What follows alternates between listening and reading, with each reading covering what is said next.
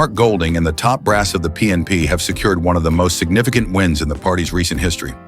Yet since that victory night, many have noticed the silence. There has been no major press conference to introduce the winning candidates with their assigned shadow portfolios, no follow-up statements laying out the party's next steps. And naturally, supporters are left wondering, what's going on? But before we jump to conclusions, let's look at it in a positive light.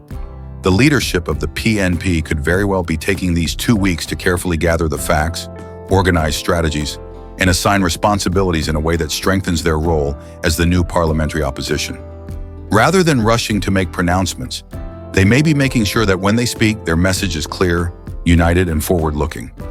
Politics is not just about speed, it is about precision. The people are hungry for answers, yes, but sometimes silence means preparation.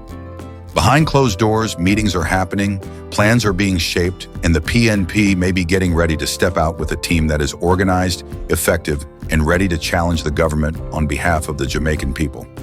Mark Golding and the leaders of the party should know this. We, the people, need to hear from you. We need reassurance, we need direction, and we need to see the faces and voices of those who will carry the banner of opposition into Gordon House. Supporters are not just waiting, they are eager, hopeful, and ready to move forward. So while questions remain, let us trust that the quiet is not weakness, but strategy.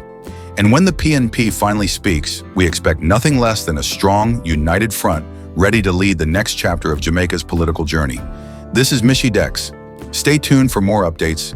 Don't forget to like, share, and subscribe because the story continues and you don't want to miss a beat.